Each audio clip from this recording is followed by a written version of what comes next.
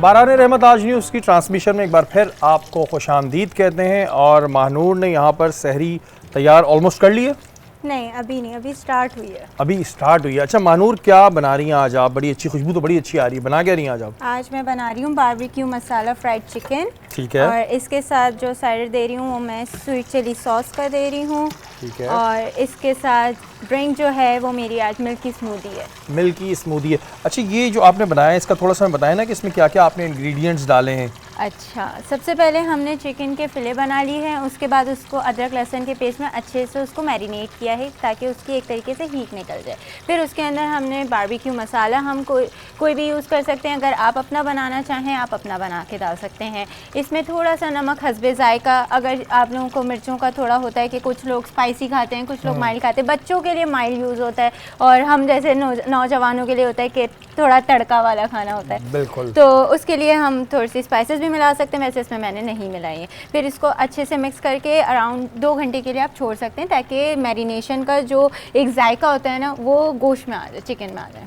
پھر اس کے بعد ہم نے اس کو بس انڈے اور کرمس میں مکس کر کے اس کو فرائیڈ کیا ہے۔ یہ جو کرسپی ہوا ہوا یہ اسی چیز سے ہوا ہے؟ بالکل بالکل اسی طرح سے ہوا ہے۔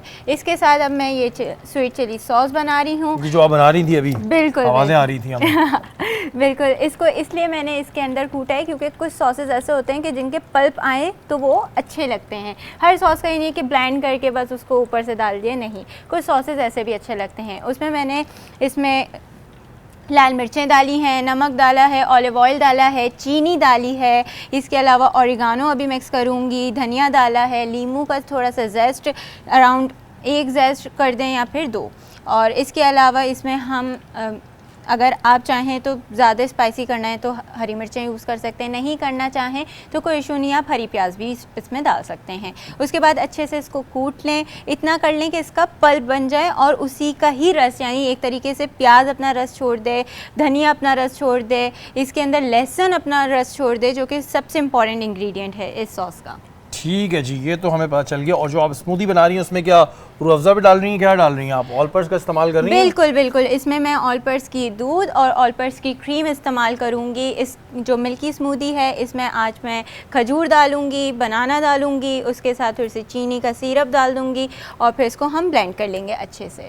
سب سے مین جو اس میں پرپز ہے وہ ہے آل پرپز کا دودھ اور آل پرپز کی کریم، جس سے میں اپنی ملکی اسمودی کو تھوڑا گاڑھا ٹیسٹ۔ بالکل جی، آل پرپز کا استعمال آپ کریں، اپنی سحری میں بھی کر سکتے ہیں، اور جو ان کی کریم ہوتی ہے کافی گاڑھی ہوتی ہے۔ اس کے علاوہ ٹینگ یہاں پر موجود ہے۔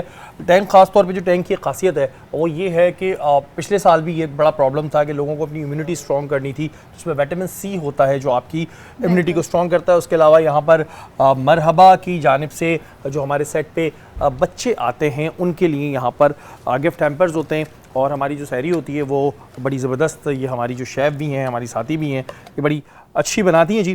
اور ٹرانسمیشن ہماری جاری ہے، سحری ٹرانسمیشن جاری ہے، بات ہو رہی ہے اصلاح معاشرہ پہ۔ مفتی صاحب آپ کی جانب آؤں گا۔ آج کے دور میں مفتی صاحب کسی کی اصلاح کرنے جاؤ تو وہ برا مان جاتا ہے، ناراض ہو جاتا ہے۔ کیا ایسی صورتحال میں ہمیں اصلاح کرنا چھوڑ دینی چاہیے، اور اصلاح کا طریقہ کار کیا ہوتا ہے؟ جی بسم اللہ الرحمن الرحیم۔ قال اللہ تعالیٰ فی القرآن المجید کنتم خیر امت اخرجت للناس تعمرون بالمعروف وتنہون عن المنکر۔ آمنت باللہ صدق اللہ العظیم۔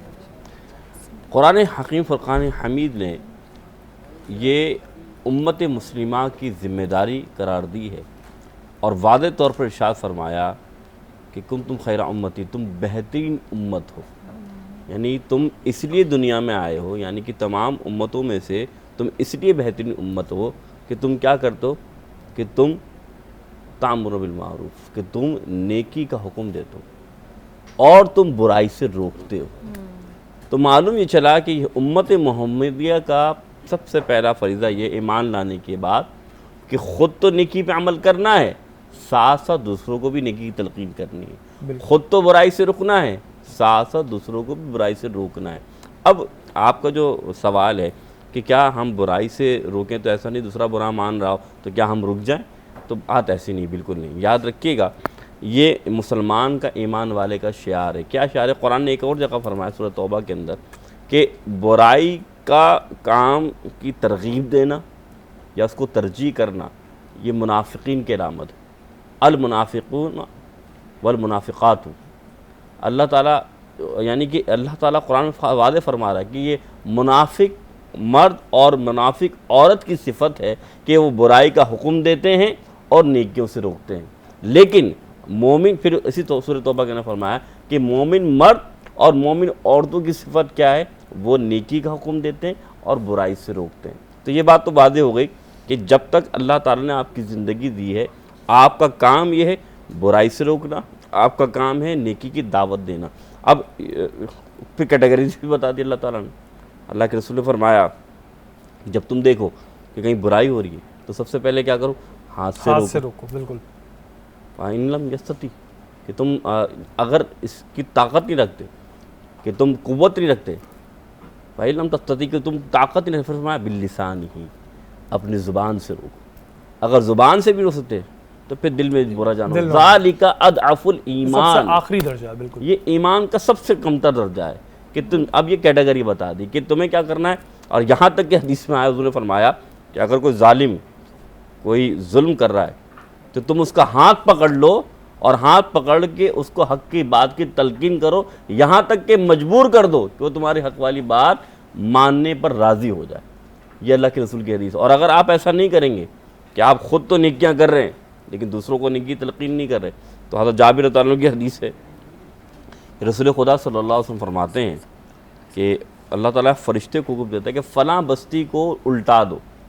تو فرشتہ کہتا ہے یا رسول اللہ، وہاں بستی میں ایک بڑا نیک بندہ ہے جو ہر وقت نیکی کرتا ہے، ہر وقت بھلائی کرتا ہے، تیری اطاعت کرتا ہے، یا اللہ اس کا کیا قصور، اس کو کیوں الٹایا جائے یا اس کو کیوں نقصان پہنچایا جائے. فرمایا اس کو بھی الٹا دو، کیونکہ اس کا یہ عمل اس کے لیے اپنے لیے تھا، لیکن وہ کسی کو برائی دیکھتے ہوئے روکتا نہیں تھا، کسی کو ٹوکتا نہیں تھا. وہ خود تو نیک عمل کر رہا ہے لیکن دوسروں کو تلقین نہیں کر رہا، دوسروں کو نہیں سمجھا رہا، تو اسے بھی غرق کر دینے کا حکم ہے. اچھا محسن بھائی، اصلاح پہ میں نے بالکل شروع میں انٹرو دیا تھا، تو اس میں ایک چیز ہوتی ہے کہ بہت سے لوگ اصلاح اس طرح کرتے ہیں کہ بیچ محفل میں جو ہے اس کو ایک انسلٹ فیل ہوتی ہے، سامنے والے کو انسلٹ فیل ہونے لگتی ہے. تو اصلاح کا جو بہترین طریقہ کیا ہے؟ کیا ہم سب کے سامنے اصلاح کر دیں یا ہم اکیلے میں لے جا کے اصلاح کریں؟ کیونکہ یہ ایک بڑی کنفیوژن ہوتی ہے کہ لوگ کبھی کبھی وہ اصلاح تو کر رہے ہوتے ہیں لیکن ان کا رویہ ایسا ہوتا ہے جو کہ ٹھیک نہیں ہوتا. دیکھیں اللہ تعالیٰ نے قرآن میں فرمایا ہے کہ لوگوں کو سمجھاؤ. کیوں؟ تنفع المؤمنین، یہ اللہ لوگوں کو سمجھانا یہ نفع دیتا ہے مومنین کے لیے، یعنی کہ ان کو سمجھاؤ. لیکن سمجھانے کے طریقہ کار کیا ہے؟ اب آپ نے یہ بات فرمائی کہ لوگوں کے سامنے سمجھائیں گے یا کس طرح سمجھائیں. تو بڑی پیاری یعنی کہ آپ یہ روایت سمجھ لیجیے کہ امام حسن حسین چھوٹے سے ہیں، بالکل ایک بچہ چھوٹے سے بڑا آدمی آیا، وہ غلط وضو کر رہا تھا، تو انہوں نے یہ بات کہی کہ حضرت، اب وہ جانتے تھے بچے، حالانکہ وضو کے نواسے ہیں تو جانتے ہیں نا کہ دین و شریعت کیا ہے. تو دیکھے بڑے بھائی نے کہا، چھوٹے بھائی سے چھوٹے بھائی نے بڑے بھائی سے کہ یہ تو بھائی غلطی کر رہے ہیں، اب سمجھائیں کیسے؟ تو بڑے کو یہ سمجھانے کا طریقہ اختیار کیا کہ کہا حضرت آپ ہمیں دیکھیے کہ کیا ہم وضو صحیح کر رہے ہیں غلط کر رہے ہیں. تو پھر کیا ہوا کہ انہوں نے دیکھ کے سمجھ لیا کہ نہیں، غلطی پر میں تھا، یہ نہیں تھا. تو بات یہ سمجھانے کے ڈھنگ ہوتے ہیں، طریقے ہوتے ہیں. مثال کے طور پر ایک آپ کے سامنے ایک حدیث رکھتا ہوں.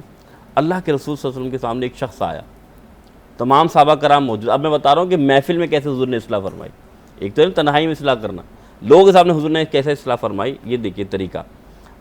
آ کر اس نے ایسی بات کی کہ یا رسول اللہ، مجھے نا آپ اڈلٹری یعنی زنا کی اجازت دے دیجیے. سب کے سامنے بات کر رہا ہے. صحابہ کرام اٹھ گئے کہ یہ شخص کیسی بات کر اللہ کے رسول کے. حضور نے فرمایا بیٹھ جاؤ. پھر حضور نے اس کو اپنے قریب بلایا.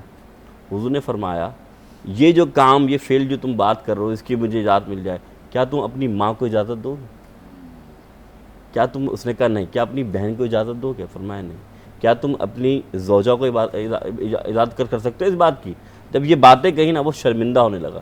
پھر حضور نے فرمایا جب تم کسی اور کو یہ عمل کرتا ہوا دیکھ نہیں سکتے، پھر اس عمل کی اجازت مانگ رہے ہو. محسن بھائی، یہاں پر ایک کنفیوژن یہ ہے کہ اگر ہم بات یہ دیکھیں، مہنگائی پہ بات کر لیتے ہیں.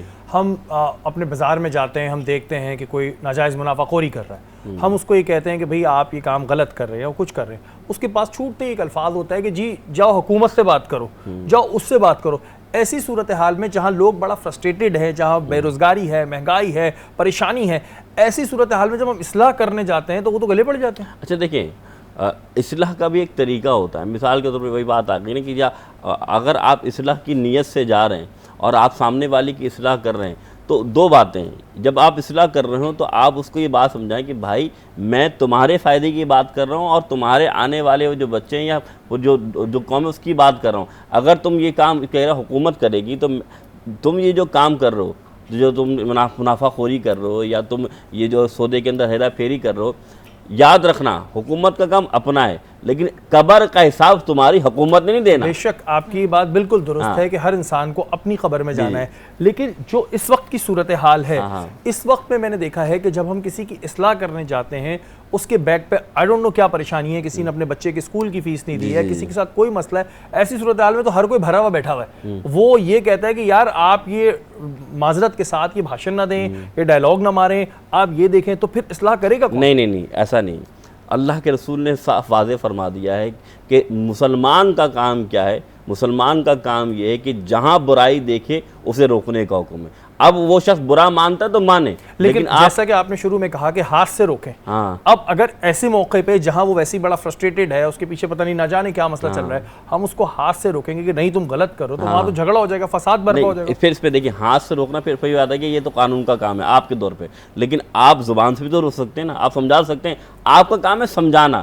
اگر آپ میں اتنی قوت ہے کہ آپ اسے قانون کے ذریعے ہاتھ کے ذریعے روک سکتے ہیں تو روکیں، کیونکہ اللہ آپ سے پوچھے کہ اللہ نے آپ کو طاقت دی، قوت دی، پھر بھی آپ نہیں روک رہے. لیکن اگر آپ کے پاس طاقت نہیں تو زبان تو ہے نا، آپ زبان سے روکیں. تو یہی فرمایا گیا کہ جہاں تک ہو سکتا ہے آپ اس کو روکنے کی کوشش کریں، چاہے زبان سے ہو، چاہے ہاتھ سے ہو یا دل سے ہو. لیکن ساری بات یہ کہ اگر آپ سوچیں کہ برا مان جائے گا، دیکھیں آپ اس کی ظاہری شاید دنیا تو آپ اس کی بگاڑ رہے ہوں، لیکن آخرت آپ اس کی سنوار رہے ہیں، کیونکہ آپ گناہ سے اس کو بچا رہے ہیں، آپ اس کو بدفعلی سے بچا رہے ہیں. لیکن آج کا معاشرہ بھی یہ بات ہے کہ ہمارے معاملات یہ کہ ہم دوسرے پہ ہزار مکھیاں ہمیں نظر آتی ہیں، اپنے اوپر جو سارا گند وہ نظر نہیں آتا. ایک لما تقول ما لا تفعلون قرآن کہتا ہے کہ وہ کام کیوں کہتے ہو جو خود کرتے نہیں ہو. عام طور پہ اگر آپ کہتے ہیں نا کہ بھائی میں آپ کی بات نہیں کر رہا، حکمران کی بات کر رہا ہوں کہ فلاں چیز روکو، لیکن وہ خود کیا کر رہے ہیں. مثال کے طور پہ اگر رات کو باپ تھکا آ رہا آتا ہے اور آ کر بچہ روتا ہے، بچے کی فطرت تو رونا، تو وہ باپ کیا کہتا ہے یہ موبائل دیجیے گا، یہ آپ کے ہاتھ میں، بالکل یہ لو اور چھپو دو، یہ موبائل لو بیٹا اور پب جی کھیلو اور مجھے سونے دو. مراد کیا ہے کہ بچہ جو ہے وہ کچھ بھی کرے، باپ کو اپنی زندگی پیاری ہے. حکومت وہ خود کچھ بھی کرے، یعنی اس کو یہ ضرورت نہیں ہے کہ بھائی ہمارے جو ٹھیلے والا ہے وہ کرپشن کر رہا ہے تو کرتا رہے، بھائی میں تو مال بنا رہا ہوں. آپ کا اپنا کردار کیا ہے؟ جب حکومت سیدھی ہوتی ہے نا تو پھر ریت بھی سیدھی. حضرت فاروق کے دور میں آپ نے نہیں دیکھا کہ ان کا کردار و افکار کیا تھا؟ کیا ان کی حال یہ تھا، ان کے دور میں لوگ زکوٰۃ لے کے پھرا کرتے تھے، کوئی لینے والا نہیں تھا، تو کیونکہ نظام اچھا تھا. جب نظام اچھا ہوگا، حکمران صحیح ہوں گی تو پھر ریت بھی سیدھی رہے گی. فاروق بھائی یہی سوال میں آپ کی جانب لاؤں گا کہ ہمارے ہاں لوگ اتنا فرسٹریٹڈ ہیں، پریشان ہیں الگ الگ پریشانیوں کی وجہ سے. ایسے دور میں ہم اصلاح کیسے کریں کہ اگر آپ ظاہر کسی کو یہ بولتے ہیں کہ جی آپ منافع خوری نہیں کریں یا آپ کی نوکری لگ جائے گی XYZ، وہ پتہ نہیں کتنی پریشانیوں میں ہوتا ہے، بولتا ہے مجھے یہ سب نہیں سننا، میں سن کے تھک گیا ہوں. تو پھر اصلاح کری تو کری کیسے جائے؟ دیکھیں ایک تو میرے خیال میں کوشش ہوگی انفرادی، اور پھر ایک کوشش آپ کو بنانی ہوگی اجتماعی. جس شعبے سے بھی آپ کا تعلق ہے، اگر سیاست میں تو سیاست میں اصلاح کیسے ہوگی؟ بالکل. اچھا آپ کاروبار میں ہیں تو وہاں کیسے ہوگی؟ تو میں سمجھتا ہوں کہ اگر میں یہ بیڑا اٹھانے جا رہا ہوں یا میں سوچ رہا ہوں کہ اس برائی کو روکنا ہے اور مجھے، تو کوشش یہ کرنی ہوگی کہ پہلے آپ اپنے خود کو بھی خود احتسابی کے عمل سے تو گزاریں. بالکل. آپ کو یہ بھی تو کرنا ہے کہ بھئی گڑ کھانے سے روکنا ہے کسی بچے کو، ماں نے آ کے کہا ہے آپ صلی اللہ علیہ وسلم سے، تو پھر پہلے خود 3 دن گڑ نہیں کھایا تو پھر بے شک جو ہے وہ اس کے بعد میں تو اس کا مطلب ہے کہ وہ خود احتسابی کا عمل بہت ضروری ہے. اچھا وہ ایک فرد کی حد تک محدود نہیں ہونا چاہیے، وہ اداروں میں بھی ہونا چاہیے، جماعتوں میں بھی ہونا چاہیے، تنظیموں بھی. اسی لیے میں نے یہ بھی ایک ہم نے تجویز رکھی کہ نیب اکیلا جو ہے نا وہ پورے معاشرے کو یا سیاستدانوں کو، سرکاری افسروں کو ٹھیک نہیں کرے گا یا کاروباری لوگوں کو. وہاں سیاسی جماعتوں میں بھی ایک ایسا پالٹ بیورو یا اکاؤنٹیبلٹی بیورو ہو جو پارٹی کے اندر بھی یہ حساب کتاب لے نا گوشوارے ہر سال کہ بھائی آپ آئے تھے تو 2 پٹی کی چپل پہن کر آئے تھے اور اب آپ کی یہ صورت ہے. بالکل. تو یہ ساری باتیں صرف FBR میں آپ کو گوشوارے نہیں جمع کرانے، آپ کو صرف الیکشن کمیشن میں جب الیکشن لڑنے تو نہیں جمع کرنا، آپ کو ہر سال پارٹی میں بھی جمع کرانے ہیں۔ 10,000 کارکنوں کی ایک اسمبلی اور عدالت لگنی چاہیے، ہر کارکن کو حق ہونا چاہیے کہ بھائی ہمیں پتہ ہے، اور وہ چیز ہے جو آپ کے نام کی نہیں کسی اور کے نام کی، لیکن ہمیں یہ پتہ ہے کہ یہ آپ کی ہے۔ آپ آج حلفیہ یہ بیان دے گی آپ کی نہیں ہے، اور پھر بھی ثابت ہوگی اگر آپ کی اور آپ نے جھوٹ بولا تو ایک تو آپ سیاست سے تنظیم سے گئے، اور دوسرا وہ جو آپ کی ملکیت ہے وہ پارٹی کی ہو گئی یا عوام کی ہو گئی۔ تو فاروق بھائی خود احتسابی کرے گا کون؟ مسئلہ یہ یہاں جس کو اٹھاؤ وہاں کچھ نہ کچھ تو نکل آتا ہے۔ دیکھیں اس کا مطلب ہے کہ انسان خطا کا پتلا ہے، پرفیکٹ تو کوئی بھی نہیں اللہ کی ذات کے سوا، لیکن کوئی کم سے کم معیار بنا کر، اور میں یہ بھی کہوں کہ اگر میں آج آپ کی اصلاح کے لیے آئے تو میں کوئی خرابیوں سے یا خطاؤں سے مبرہ نہیں ہوں، یہ بھی ہمیں اس کو ایسا یعنی اور اس کو اختیار دیں کہ تم میری اصلاح کرو، بالکل یہ ویسے جو یعنی یہ اعتماد دینا پڑے گا کہ ایک بات بالکل جو فاروق خود کو بھائی بھی نے کی احتساب کے لیے ہے کہ سوال کرنے کا حق جو ہے ہر کسی کو ہونا چاہیے۔ اگر ہم اپنے سیاستدانوں کی بات اس وجہ سے کر رہے ہیں کہ وہ ہمارے لیڈرز ہوتے ہیں، حکمران ہوتے ہیں، ماڈل ہوتے ہیں، وہ ہمارا ملک چلا رہے ہیں، تو ان کا بھی احتساب ضروری ہے، ان سے بھی سوال کرنے کا حق ضروری ہے، تاکہ جب ہم اصلاح کی بات کریں، ہم دیکھتے ہیں کہ جی بڑے بڑے پولیٹیشنز آتے ہیں، وہ اپنے جو نعروں میں اپنی تقریروں میں بہت ایسی باتیں کرتے ہیں، لیکن کیا وہ خود اس کو پورا کر رہے ہیں؟ ایسے بہت سے سوال ہیں۔